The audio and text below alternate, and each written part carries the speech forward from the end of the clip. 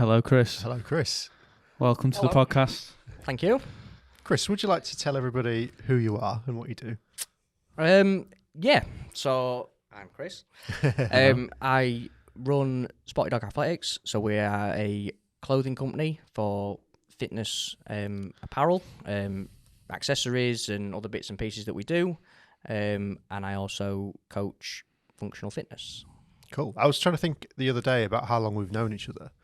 And it's been a while. It is quite it's a been worrying a while. amount of time. We used to strangle each other on a regular basis and punch each other in the head. Yeah. I was actually thinking about it because it's been a long while. It must have been, 15? Yeah, so I started years? training when I think it was when I was 16. So, yeah. And I'm 31 now, so yeah, that's 15. What was that first place that you was Yeah. Right. Yeah. Was this I was a little because bit later than... I first met you at was it at the gym? I can't remember. I was on about talking about this earlier, and I was a absolutely lot no smaller. recollection. Yeah, I have no Probably. recollection as to how I actually met you, and I don't know whether it just feels like you come as a pair, or whether it's what it is. But I honestly I have no idea. I can't remember. Because you used to train at Brig. Did you? That'll have been it. Yeah. That's Oh, it. yeah, Yeah, that was it. Yeah. Yeah. So Yeah. it was because Rach was working there at the time. wasn't she? Yeah, she was. Yeah. So that'll have been what it was. Yeah. Yeah, there we go. that's a long time ago. That's as well. a very was- long time That ago. must have been around. Around about the same So time. that around was the same time. before it had changed hands, and then like now it's no more now.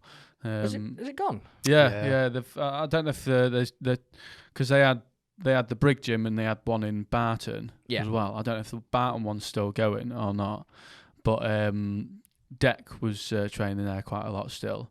And then he was telling me they were starting to get rid of equipment while he was like training in there, so it started While he's to get still pretty using it. empty. He's taking one dumbbell out of his hand while he's still in it. Carrying him out on the bench. Come on, lads. Come on, you're done. Time. Let's go. Yeah. Yeah. Proper throwback, though. And then a few years ago, you got in touch with us sort of about the Spotty Dog stuff. And then here we are today. Yeah. It's been odd.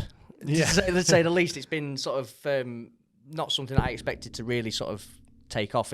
We sort of did everything the wrong way round, really. Like we did, the coaching side was always supposed to come first, and then the clothing was supposed to come after. But because of COVID and all the bits and pieces and that, we had to do it the other way around. Yeah. So I knew you guys, so I says, "Can you do this for me?" And thankfully, you did a great job for me. Yeah, well, good. Do you feel like you had to say that actually on our podcast? Yeah. Got no choice. So what made you want to become like a fitness coach then?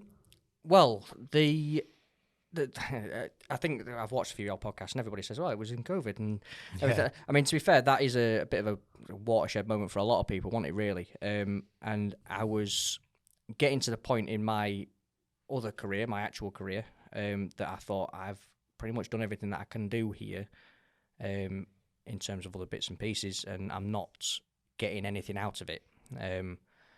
So I changed jobs and did other things, and I thought, right, it's not the place or anything else. It is the career that I've chosen that's not what I want anymore. So it was sort of, what do I enjoy doing? And I enjoy teaching and seeing people progress and doing that sort of thing, and bits and pieces that I was doing, sort of showing people bits in the gym, but also doing the kickboxing and other bits. I enjoyed sort of teaching that side of things, and I started to do bits and pieces. So it was sort of, during that time, it was like, right, what are the two things that I'm reasonable at and could actually teach somebody? So it was either kickboxing or fitness. The reason that I went the fitness route was because, for me, it was important that for any coach that I've had, whether it be in martial arts or whether it be in fitness or anything like that, has got some validity to how they approach things. So they've done it, they've seen it, and everything else. So and they've got a kind of body to prove that as well. Yeah, I've seen a lot of the times you see some fitness coaches that don't have the body to go with it, and it's like, how can you trust what he's saying or what she's saying if they're not doing it themselves? The information may be valid, but you are more likely to go with somebody that looks the part 100% than doesn't. So it was sort of, right, what do I have to do to get that verification in, say, kickboxing and martial arts? Do I want to get punched in the head? Not particularly. Not anymore. I've done that. I didn't like it in sparring. I didn't want to do it particularly. I was like, right, okay, I'm going to have to knock that on the head. Too pretty. No. I'm not even going to pretend otherwise. No. I just didn't like it. To me, to have that sort of mindset, you have to be that sort of person, and I'm not. And I realised that fairly sort of soon into things, that if I hit somebody a bit hard, I felt guilty before they felt sorry. Like, it was weird. I was like, right, okay, I'm sorry. So I can't do that for a living. So it was sort of, right, where can I go? So is it the bodybuilding route or the fitness route? Again, with the bodybuilding, what have I got to do to get myself to the level that I have that sort of validity? I'm not prepared to do the things that I would need to do for that. So it went the fitness route, and that was the best route, to be honest. That was where I felt most comfortable to do that. So that's really sort of where I wanted to sort of take things and do that side of things. I think that fitted with me better. And it's worked out pretty well. So yeah, I mean, the transformation you've gone through has been quite incredible. I mean, saying that we knew you when we were younger, you were skinny. And I was fat. Well, I don't remember fat Chris, but yeah, I certainly remember skinny Chris. Right, okay. And then all of a sudden we see these photos of you online looking like... Absolutely ripped. Yeah, looking like a UFC fighter. And it's just like, wow, how have you gone from that to that? So yeah, talk about your journey. Well, it was trying to take it seriously. So I'd done the qualifications, I'd done a bit of coaching, and then I ended up getting a job at Outlaw. So I worked there. Doing the coaching side of things. So it was like, right, I'm now teaching people how to do things that I'm not necessarily very good at.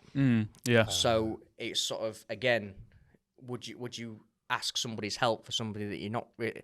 It'd be like me telling you guys how to work a camera when I've watched a YouTube video. It's that sort of thing that I didn't really want. Yeah. And then obviously we had Leo. Well, it was December. I got the job in the April afterwards, and it was like, right, okay, I need to take this more seriously if I'm going to actually do something with this. Yeah. So I got in touch with one of the coaches that looks after me now. So I'm coached in terms of the physique and diet and bodybuilding sort of style training, that by Chloe Pickford, who's now a pro bodybuilder herself. Right. And he was like, right, Chloe, I'd sort of been with her for a while anyway, and I said, like, I need to do something. She says, oh, let's do the photo shoot then. So we did 16 weeks, and because we didn't have rows, we had disagreements, because I said, I'm not going to a normal gym. One, because I'm tight, and I don't want to pay for a gym when I'm paid to go to somebody else's gym. But two, I'm not a bodybuilder. I've done that style of training before, and it wasn't something that I could do long term. I was more interested in the CrossFit and the fitness side of things. So what was the part of the bodybuilding that you want kind of keen on? It's steroids. Yeah, well, there is that. But it's more, it wasn't as interesting. Yeah. So when you're learning like the Olympic lifting, the more complicated gymnastics side of things, just killing yourself and trying to get the cardio stuff, that was sort of more interesting. Yeah. They're almost two completely different levels of fitness. 100%. Aren't they? And you, like what you're doing, that's actually, I feel like what you're doing is like pure like fitness and like really good for the body. Bodybuilding probably isn't as nice to the body as, to a certain extent. Yeah. I think the way that some of the fitness industry and that is structured is that you fit into little things, and it goes back to the MMA thing, that when that first came out, CrossFit is the same as MMA is. Basically, it's the same sort of thing, and it has the same stigma attached to it. It's like, it's not bodybuilding, so bodybuilding's best, and it's not strongman because strongman's best, and it's not powerlifting. When realistically, the sport's sort of evolving that way anyway, that if you neglect the bodybuilding side of things, your fitness doesn't improve because you're not strong in certain positions. Like, I had an advantage because I trained that sort of way for such a long time that, say I was doing handstand push-ups, I could do that anyway because I had relatively strong shoulders. Whereas guys that have trained in just CrossFit and nothing else have had to work to strengthen that sort of side of things, whereas I never had to. So I could skip that step and move straight to the next one. Same with pull-ups. I could always do pull-ups. Yeah. So getting from that to doing the butterfly and other bits and pieces, it was a lot easier for me because I was stronger in certain positions. So I think if you approach things in the same way that they used to do when the UFC and that first started, and we was around at that sort of time when all that sort of stigma and that was there, that, you know, if you neglect one of the things, then it doesn't sort of, it makes, the more you can spread yourself over it, the easier everything becomes. Yeah. Yeah, I feel like for a long time there was kind of these misconceptions around CrossFit, and it was almost like it was mocked quite a lot. It still is. Yeah. It still is. Mean, like, we do some real stupid stuff, to be fair. We do some proper stupid stuff. Like, you see a lot of, like, technique failure videos and stuff online. Is that still kind of existing then? Or? Yeah. And I think a lot of it, in terms of the gymnastic side of things, the gymnastic side of things, when you see, like, the butterfly pull-ups and stuff like that, which you guys have seen and took the piss out of us for on occasions, I honestly wish they'd never called it butterfly pull-ups. I wish they just called it something else. Yeah. Right. If it had been called something else, there would have been no issue. Yeah. So if anything else... They could have named it something a bit more, like, serious. Yeah. Like, it could have named it anything. No matter what it was, as soon as you say it's a pull-up, everybody goes, well, it's not a pull-up, this is a pull-up. And it's like, if you'd have named it something else, there'd never have been an issue. Fly-up or something like that. Anything. Yeah. It would have worked. And I think that's where a lot of it comes from. But what's sort of I'm starting to see now is, especially on the Olympic lifting side of things, Olympic lifting itself is not, I won't say it's not doing well, but it's not necessarily seen, you've got to be interested in it to do it. Okay.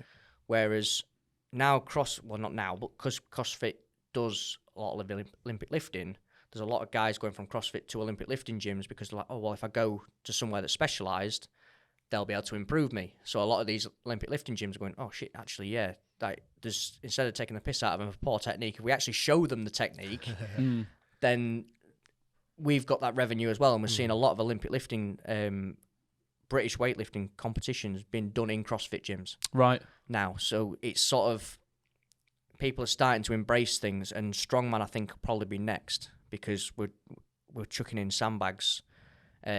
Log press is turning up. Like, there's all sorts of other things. I don't know. My cousin owns a strongman gym, and he's asked me to go and do split jerk work with them to show them how to do that, because it's a more efficient way to move the weight. So the strongman guys are looking at this and going, actually, we could shift 10, 15 more kilos just by being able to do a split jerk. Oh, right, okay. Can you come and show us how to do it? So it's sort of like, it's this weird thing that we saw with the UFC. Yeah. When MMA came in, that sort of started to happen, is that all of these, instead of like fighting each other, I mean, bodybuilding, I think, will always be the same as boxing is. Like, it's the same sort of thing, is that these guys can't do it. So I think that will always be the case. But it's sort of, all these other sports are starting to feed into it and realise that it's not... It's not the sort of bastard stepchild type thing as, oh, actually, we could make something out of this, and we can do pretty well out of it. So it's sort of starting to change a little bit, the perception and things. I think it's on TV more, and people see it, and like... It is interesting. That comparison is quite interesting of MMA and CrossFit. So in a competition sense, what does a CrossFit competition involve? So it all depends. I mean, we did one this weekend, so to be fair, we've competed for quite a few weeks, to be fair, and back to back. But what will happen is, typically there's 3 to 4 workouts that they'll give you. So they'll give you have to do, if it's in individuals, pairs, or whatever it is, you have to do this amount of work, or your score will be based on this: calories on the rower, meters on the rower, how many pull-ups you can do, at like that sort of thing. And you'll get that workout, and it'll be 10, usually 15 minutes or less. Do whatever you can in that, and then your score will be based on whatever the criteria is. And then first gets 1 point, 10th gets 10 points. And then you work through that. Team with the lowest score, person with the lowest score at the end of the day, they win. So right. So that's sort of how it's... it's exactly the same. Exactly the same as golf. So it'll all depend. So the way that it's sort of structured really is that you'll end up with some sort of cardio-y based workouts, and an amount of work. There's usually an Olympic lift of some sort, of a biggest lift on the day. You maybe have a complex of some sort to do, say, certain barbell movements that you've got to complete, and whoever lifts the heaviest weight, they win. it could be out. Say we've had we did a 4s this Sunday, just gone, and there was some that was based on however many reps you did, however fast you did it, that sort of thing. So it'll all sort of depend on who runs the competition, but that's generally sort of, there's a scoring criteria. Whoever gets the best score wins. Right. And it's team based. Can be. Can be. So we did. So when it's team based, do you all do everything, or do you pick the strongest team member? It sort of depends. It depends on how the workout was structured. So, right. Say we did one at the weekend, and the final workout that we did, there was 2 guys and 2 girls, and you had 4 bikes. So we had 15 calories, 12, 12, 9. So you had to complete that amount of calories. So whoever you put on that bike, they had to do whatever bike it was. They had to do that many calories. Mm-hmm. Once you did that, we had so many kettlebell swings to do. They all had to be synchronized. So we had to do 20 kettlebell swings synchronized, which 4 people is quite hard. And then it was 2 minutes on, 1 minute off. So in the 2 minutes, you had to do the calories, the kettlebell swings, and then whatever time left, you had to do synchronized medicine ball sit-ups. And your score was how many sit-ups you got. So with the synchronized, so are they scoring you based on how in sync? No. What's they will count the rep if it meets the standard. So we had to have synchronized at the top. So when you do the swing at the top of the rep, yeah, all of us had to have our kettlebells facing the ceiling at the same time before we could drop the Oh, right, kettlebell okay. down So if someone's a bit slower getting it up, they would not count it for everybody. Right, okay. So luckily, I think we had 1. So I was very grateful on that, because I didn't enjoy that workout. Right. So I was quite happy about that one. So yeah, it was good, to be fair. You get to see different gyms. Different gyms run different things, so you can sort of see certain gyms will tailor their competitions certain ways to what they believe in. There's certain gyms that have got like a strongman section, so they'll put strongman stuff in. Okay, yeah. And there's certain ones that are sort of real cardio heavy, so they like the cardio type things. So you can turn up to a comp, and depending on if the workout's been released before or not, you could be doing out. Right. You could have anything to do it. There's no sort of set things to what to do. Have you got any plans to have a competition of your own? Mm-hmm. So I've got one running at the minute, so it's going to be an online one. So we've got the SDA Open, so that starts on the 3rd of November. So what will happen is on the 3rd of November, there'll be a workout that will be released on one of our social media accounts. You'll have a week to complete the workout, you video it, and then put it on your YouTube account, and then you sort of copy the link into the leaderboard, and I can sit and watch it, verify your scores, and say, yep, you did that right, or no, you didn't, that was shit, do it again. And then at the end, whoever wins. I've done some like custom medals, and that's a quite big, decent, very good medals. Real gold. Very, yeah. No chocolate in them at all. Yeah, we've got some proper medals. I was thinking of entering, not now. Yeah. But yeah, we've got that, and the way that I've done it, because it was sort of a see if this works type thing. So we've got a reasonable amount of people, enough that it's worth me running it. So I'm quite happy about that. So is that the reason why you're doing it online? Yeah. For now, yeah. Yeah. And then are you hoping to get more and more? Yeah. So I've talked to Luke, who owns Outlaw, as well. He wants to do external ones, but we've sort of said, right, well, let's just work this out as to how we could do it. And then, because on the day, say Sunday, there was 30-something teams, right, of 4, at the gym, all competing on the same day over 2 days. So they had 30 on one day, 30 on the other day. So it's a lot of people, and that to organise, and it was seamless. To be fair, it was really well run. Got nothing but good things to say about Forming Leeds. They were absolutely fantastic. Really looked after us. So yeah, doing that for the first time would be horrific. So is that what's holding you back then? Just like just getting practice. the organisation in kind of order and knowing what you need to do to facilitate a lot of people. Yeah. And you get relationships. So to get sponsors and things. So we've got sponsors for each of our workouts and things. So it's just people that I know. Yeah. And then I've tried to get sort of prize sponsors. So I've basically done everything so that I've taken care of all of it, so that the prizes are all from me. All right, okay. And then if we get anything extra, happy days. Yeah. If we don't, then it doesn't really matter because I've sorted it already. So it's still sort of, I'm still sort of tapping people up to say, no, there's bits and bits. I know clothing people, I know like supplement people, like anything you could spare. Yeah. But it's all, a lot of it's done like that anyways, that you'll get people that will donate things and donate prizes and that sort of stuff. So it's just finding how it'll work, and then I can apply that a little bit down the road if we need to and want to go that route. So yeah. And what's your plans currently with the clothing brand as well then? It's sort of, it's happening the way that it should have happened. It should have happened in the first place. Like, we went a bit off like a bull in a china shop and tried to get do everything all at once, and it didn't necessarily work.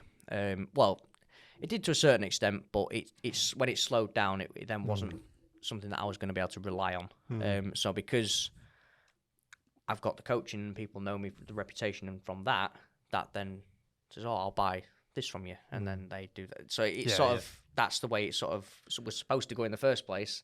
Now it's sort of starting to go that way anyway. So if you was going to do it again, you would do the coaching first, build that up as a brand, and then sell apparel based on the brand. Yeah.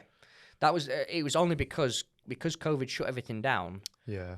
No gyms were open to run qualifications. There were nowhere was doing anything, and because now a lot of the stuff is online anyway. Yeah. That wasn't there then because they was all doing it in person. Right, of course, yeah. So because of COVID, they then moved it all online and then kept it all online. That's meant that I can do a little bit more, a little bit faster. Right, but yeah. It wasn't there then. It was like, oh, it's all in person, but you can't do it because we're not doing anything anyway. So it's like, yeah, great, we'll take your money, but we can't give you anything for it anyway. So it was all sort of waiting until all that came back open again, really. So yeah, if we could do it the other way around, I would do it that way around. Yeah. That would be a lot simpler. What's the actual qualification process like then? So for the CrossFit stuff, it is a weekend course. So you do the weekend course, you've got an exam at the end, and they sort of assess your bits and pieces on the day, but exam at the end, and then you got your qualifications, and you can go and teach classes. That gives you your level 1. I'm doing the British weightlifting qualifications as well because that's something that I like, the weightlifting one. I've done the level 1. I'm just working through the level 2 and that now, and then I could be, if I wanted to, register at a club and be a British weightlifting coach as well. Oh, well. Not that I would do that one because it's quite a... But at least it's more sort of validity again. Yeah. Like if I'm teaching Olympic lifting, I've got, I've actually done this. Looks good on your CV. Sort of, yeah. Yeah, to a certain extent, yeah. Yeah. Do you think it'd ever be like Olympic level? No. 'Cause obviously there's gymnastics and weightlifting at the Olympics. I don't think it would because you can't standardise it. So with the Olympics, if no matter what happens, no matter who turns up on the day, if you're doing Olympic lifting, the heaviest lift wins. Right. There's no two ways about it. There's judged on the lift and is it the right lift and everything else, and yeah, great. But at the end of the day, what you've got one thing to do, that's it. If you did it sort of CrossFit wise, it would be difficult because you can program it. Whoever's programs it determines what bias you could tailor it for an athlete if you really like. It was open to that sort of thing. So if you knew the USA was very good at this, who's to say that the programming wouldn't be skewed that way? That's why I don't see it. Also because CrossFit's a brand. Oh right. CrossFit's not a sport itself; it's a brand. So, all right. It would be very difficult to do that, and it would have to be called. It couldn't be called CrossFit. Yeah. Okay. So I can't say I offer CrossFit classes. Oh right. Because I don't work at a CrossFit gym. I work at a functional fitness gym. So I offer functional fitness classes.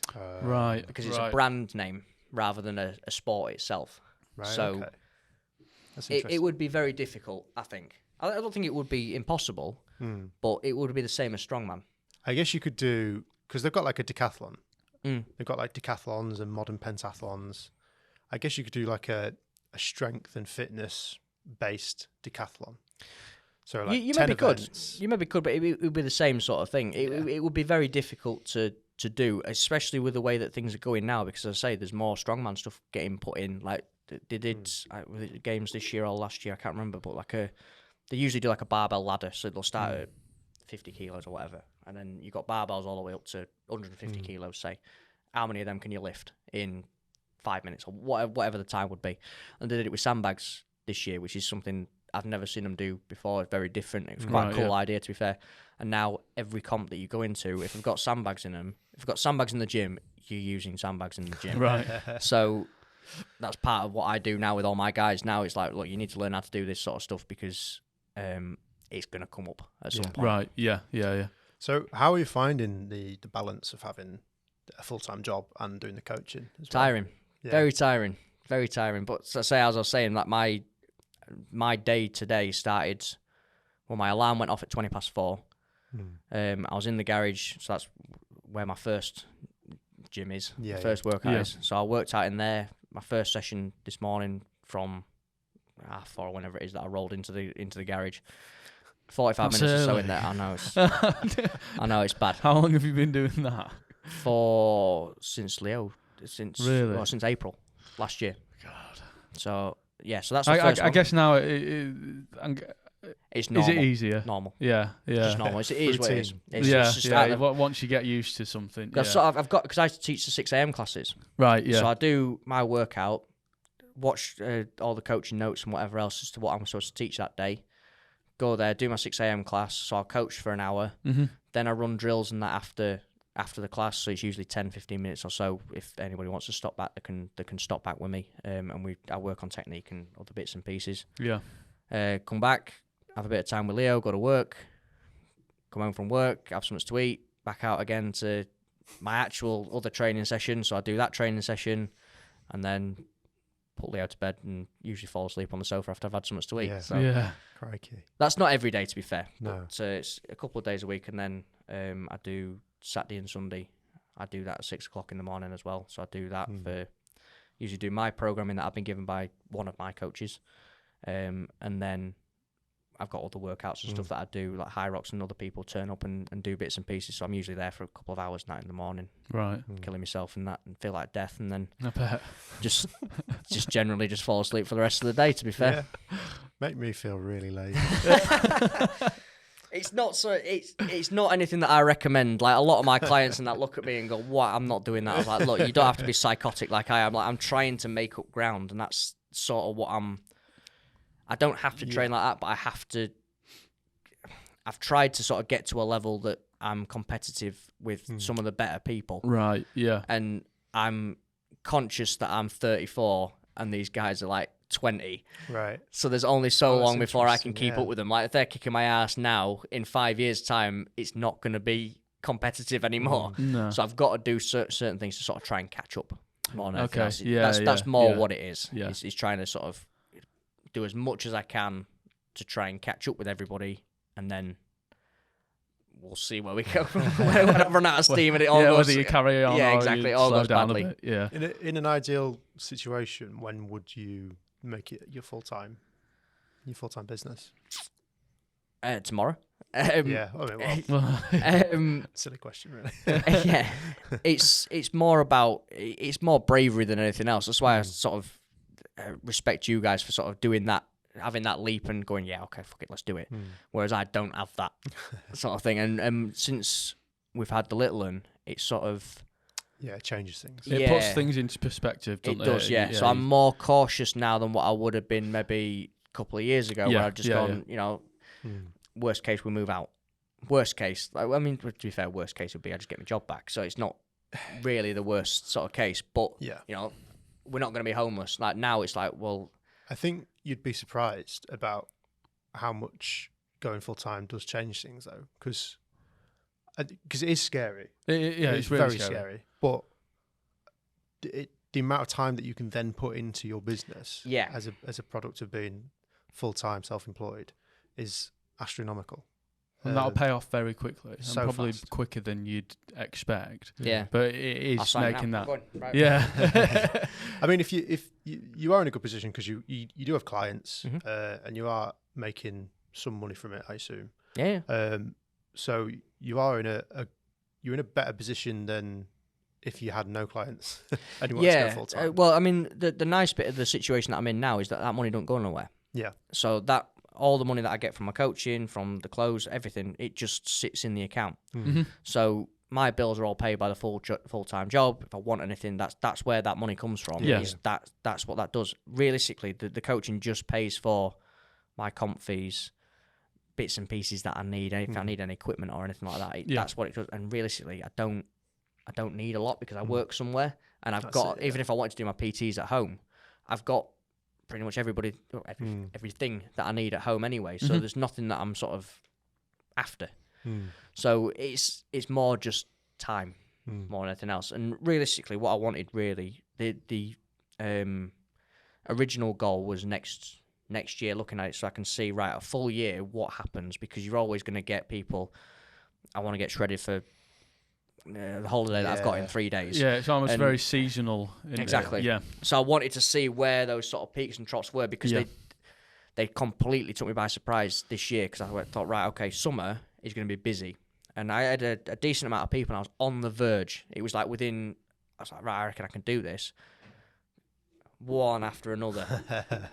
Yeah, you're right. I'm going on holiday. I'm not going to be able to do it. I'm doing this and that and the other. Just boom, boom, boom, boom. I was like, oh my God, what the hell has just happened? So I was like, right, okay, well, that was a good job that I didn't take that, because that came at the time that I didn't expect. And I expected sort of Christmas time, things would drop off and people would sort of not want to do it and whatever. But yeah, that was weird.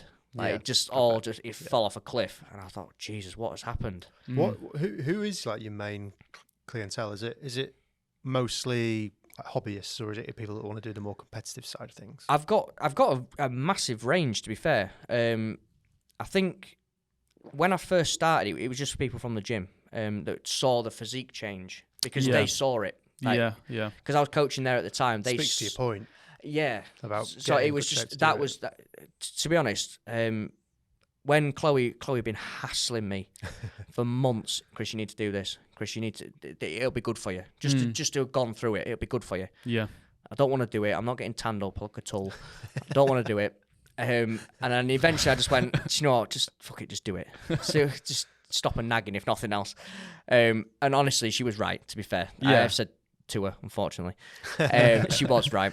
That it was the best thing, because they saw that, and because I was getting lighter, and because I was doing the drills and I was doing all the workout and everything was happening, I went from, when I first started at Outlaw, so there's a comp called Raynhill.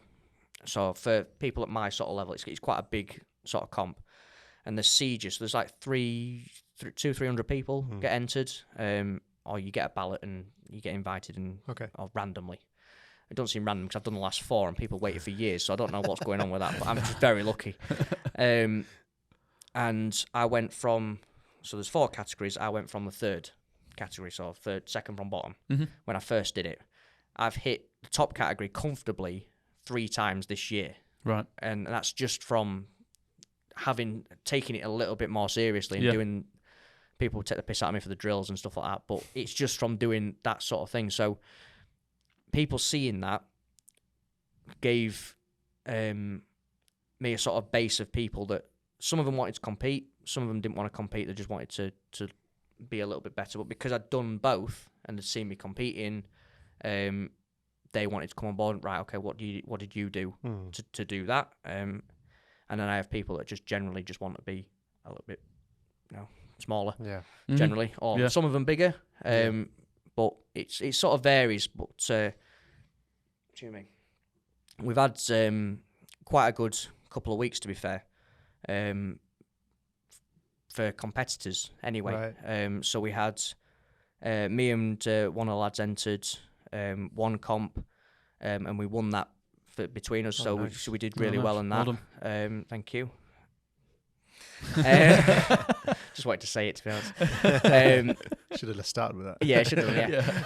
But he's been working with me, and to be fair, he is one of my clients. But it's more with him.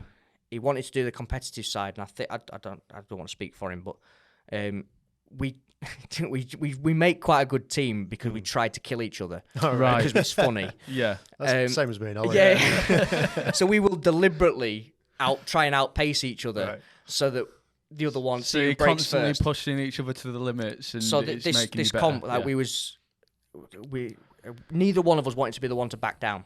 Yeah. So because we've both got that attitude with each other, we do quite well. Yeah. So who backed down first Nobody. then? Nobody. That's why I won. That's why we won. That's awesome. So we did really, really well. The weaknesses for us really is his weaknesses are my strengths and vice versa. We're both weak in the same area, but because we could split the work and everything else, we did really, really well. So that was a good. So we got started with that.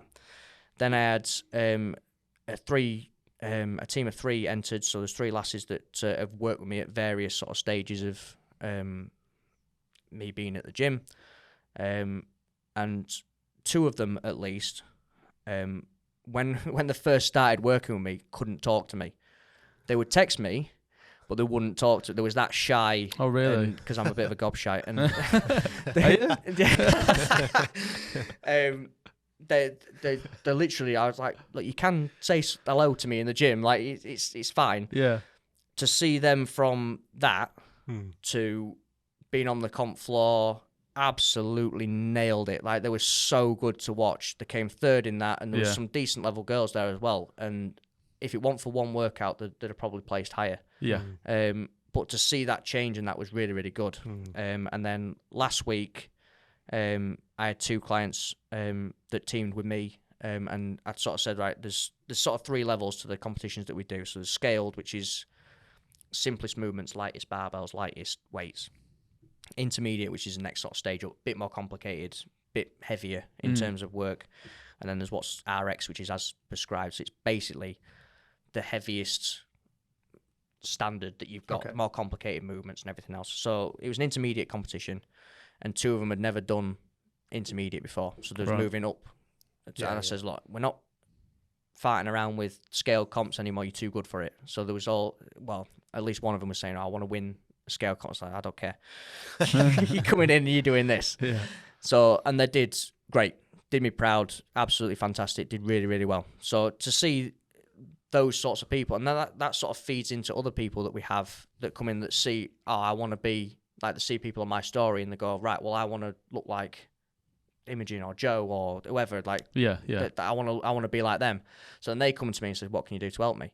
So I think the competition side of things feeds into the other side of things, because I tend to try and get people to have a reasonable physique to be able to compete, because it's CrossFit. We spend most of our lives with our tops off, looking naked and everything else. Like, I think some people would train bare ass if they could, but that's where you see the physiques, and then that's the sort of attractive side of things. That I want to look like that, so I'll do that sort of thing. So, so I think that's a real long-winded way of saying I've got loads of people that do loads of different stuff. So, how does it make you feel when, like, you see the transformation that someone's gone through? So good, so good. I'll go through it. I will name them because they've asked me to. So I've got people like Joe, who competed with me this weekend. When he started with me, he couldn't do any of the gymnastics. He was stuck on the barbell. He'd been training for a while and sort of got a bit stuck. Mm-hmm. We sort of said, right, well, this is what we'll do. He worked with me, stayed in the mornings. He worked his ass off. And now, I mean, I struggle with him. Really? Like, sometimes I need to put it down here, really, because he's going to beat me here. So I don't really like that. So to see him from where he was, and it's been about a year, and it's been very, very quick. Yeah. Realistically, to see sort of how he's changed. But seeing that and being able to be on the floor with him and saying, "Can we do another one?" Like that was really cool. And then I've got other people like Georgia and Imogen, Tim. Like there's loads of people that I've got. Like Tim's lost 25 kilos or something like that since he's been with me. Like, unreal change. Well, it looks like a different bloke. Yeah. So to be able to see that is fantastic. Yeah. And some of them... And I bet there must be a massive change in confidence from when they started to now. Unfortunately they get cheeky. Start giving me lip. Like, they've gone from like, I won't say anything to you, to fucking back chatting that in class. I'm like, what has happened here? How have I managed to get this? I'm breathing. We're getting too comfortable. Yeah, exactly. No, we need to get stricter here. Something's going wrong here. Yeah, I just to see that, and it's, what was it? I can't remember. There was one that I was getting a bit sort of bleary eyed. I think it was one in Grimsby. And 3 of the lasses, again, 3 that I'd worked with they weren't necessarily clients at the time, but they worked with at various stages, and see them, they did great.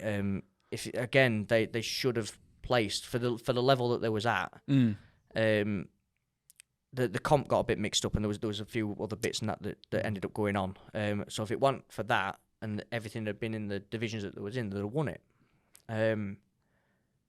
So yeah, one of them came out with like cupcakes and stuff for me and stuff, and I was like a bit sort of, I didn't really know what to do. Nice, yeah. So like seeing that sort of thing and seeing people's change in that's the best bit. And like I think I enjoy that more than doing it myself a little bit. Like when I go to comps and stuff and I'm coaching them and saying this and that and the other, and there's bits and pieces that I say, right, this is the plan, this is what we're going to do. Or this is what you're going to do, I'm not going to do it. You're going to do this. And then you see it and it works. And that sort of, that is really cool to see. Like there's some bits and pieces that the girls did at the weekend. It was just seamless. Absolutely. They'd never worked together, never done a comp together. It was absolutely seamless. They did exactly what I said, thankfully.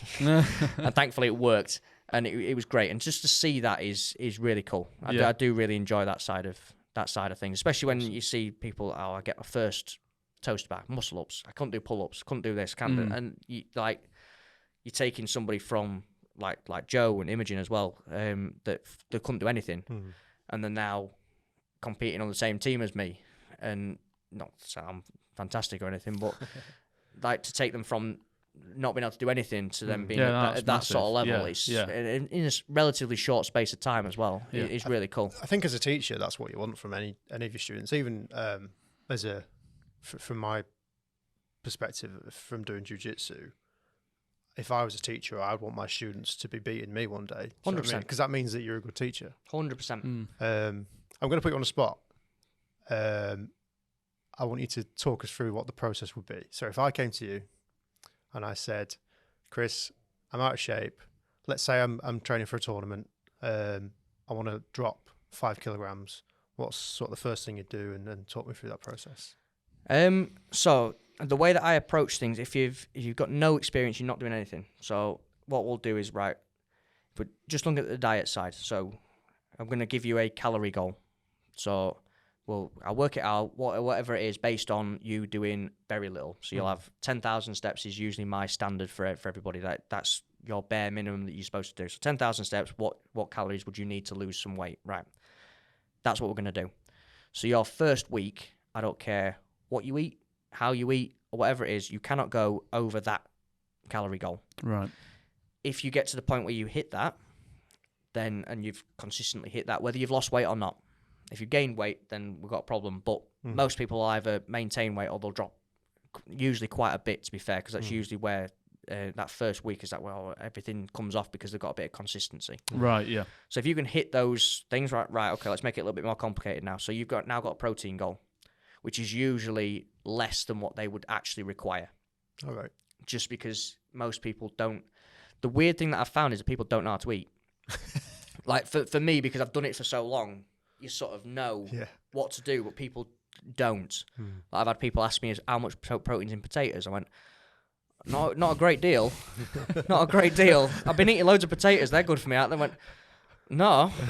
Well, no, but yeah. You see what I mean? Like, it's like weird sort of thing that people don't know how to eat. Yeah. So we'll go, right, here's your next goal. Right, you hit that. Right, I'm going to up that.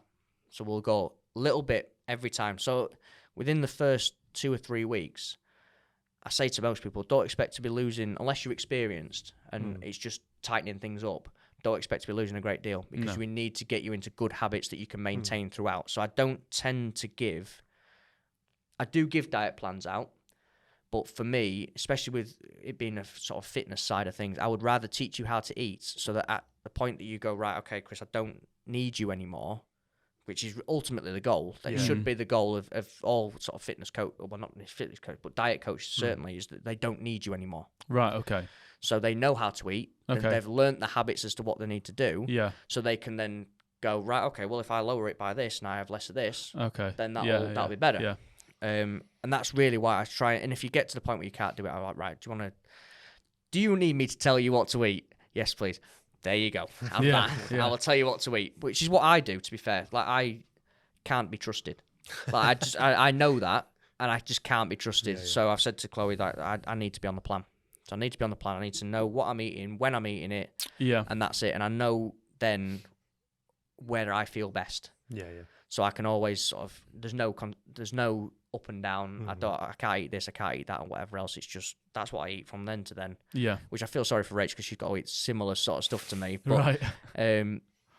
You know, that to me is where I feel best, but I don't necessarily preach that to all my clients because it's not sustainable. Yeah. Okay. It's probably one of those things where it works for some people, but it doesn't work for other people. Because I think that would work for me. Yeah. Like I can be like if someone gives me a meal plan for the week, and even if I have to have that same thing for months, I could stick to that. It don't bother me. I mean, it's exactly the same. It just everybody says to me at work, like, "How can you eat the same thing every?" It's like I don't even think about it. Like it's not something that bothers me because it's part of what it's bigger than what I'm trying to do necessarily. Like it's one thing. Like do I really care? As long as it's like nice. Yeah. Like, nothing's plain. Nothing's plain. Everything's spiced, and I found a way of making things work, and like the sauces and bits that I can have, and they're not too bad.